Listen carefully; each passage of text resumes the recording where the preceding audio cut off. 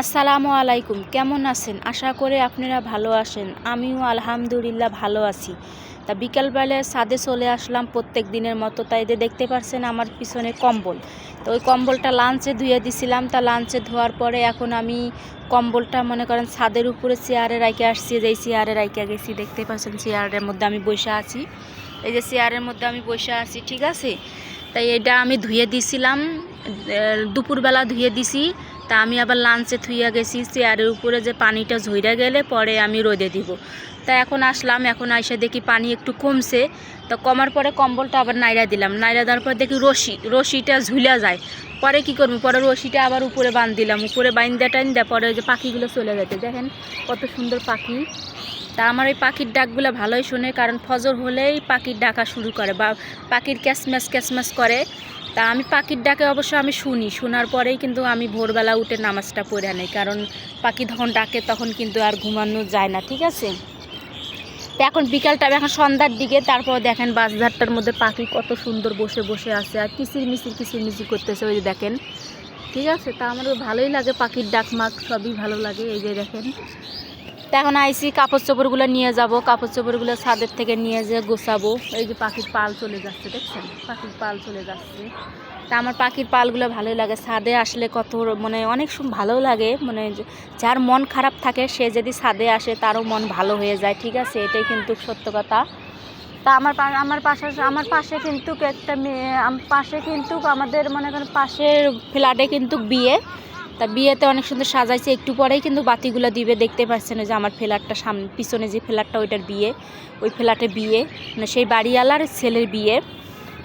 তা ঢাকা শহরে এমন একটা বিয়ে কী জিনিস কেমন জানেন? কারণ বিয়ে হয়েছে অনেক আগে, কিন্তু বউকে আনিয়ে আসবে। দুই ছেলের বিয়ে দিয়ে দিছে, দুইটা বউ আসবে, এই জন্য বউ উঠাই নিয়ে আসবে। তারপরে ওরা সাজাইছে পুরো ফ্ল্যাট সাজাইছে, ওদের বাড়ি সাজাইছে, আবার এই যেই বাড়ি ভাড়া দিছে সেই বাড়িও সাজাইছে, বুঝছেন?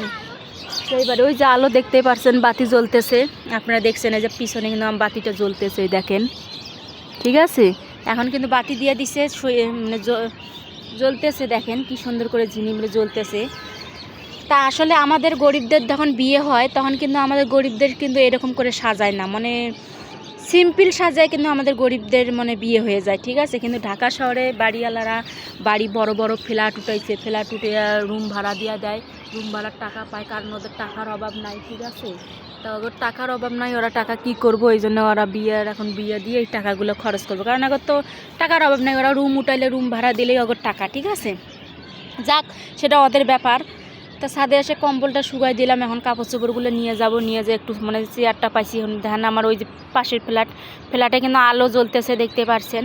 তা সেখানে বিয়ে কয়দিন থেকেই জ্বলতেছে আলো। তা বিয়ে কবে জানি না, 3-4 দিনে। ঢাকা শহরে তো মনে করেন, ঢাকা শহরে মনে করেন বিয়ে যদি হয় 1 সপ্তাহ আগের থেকে সাজানো শুরু করে। আর আমাদের গ্রামে বিয়ে হলে আমাদের গ্রামের লোকেরা বিয়ে হলে মানে 2 দিনেতে আমাদের গ্রামে বিয়ে শেষ হয়ে যায়। কিন্তু আমাদের সবচেয়ে কি, আমাদের গ্রাম অঞ্চলে যে বিয়েটা হয় ওটা অনেক ভালো লাগে, কারণ গ্রামে বিয়ে হলে গ্রামের গীতটা আমার কাছে খুব ভালো লাগে। আমি অনেক দিন থেকে গ্রামের গীত শুনি না, তা আশা করে আমিও শুনবো, কারণ সামনে আমারও দেওর আছে, সামনে যদি দেওরকে বিয়ে দেই ইনশাআল্লাহ অবশ্যই আমরাও অনুষ্ঠান করব, আল্লাহ যদি তৌফিক দেয় অবশ্যই অনুষ্ঠান করব। তা অনেকক্ষণ থেকে আপনাদের সাথে অনেক বকবকালাম। তা আপনারা ভালো থাকবেন, সুস্থ থাকবেন, নিজের প্রতি নিজেরা খেয়াল রাখবেন। আর যে সামনে তো মাহি রমজান, মানে রমজান মাস আসতেছে, সবাই রোজা রাখার লাগে প্রস্তুতি হন, কারণ এই দেখছেন আমার পিছনে এখানে ঝিলিকমিলিক করতেছে, এই যে পিছনে ঝিলিকমিলিক করতেছে।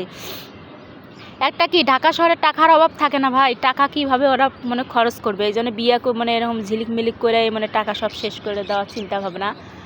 তা দিক আরও দিক টাকা পয়সা আরও ওরা খরচ করার তৌফিক দান দিক সবাইকে, ঠিক আছে? তা আমার পাশে যে পাখিগুলাও মনে করো অসাধারণ করে মনে যাচ্ছে, পাখিগুলো আরও আমার বেশি ভালো লাগতেছে। পাখিগুলো যে এত সুন্দর করে লাইন ধরে ধরে যায়, আমার পাখিরা ওগুলো ভালোই লাগে, ঠিক আছে?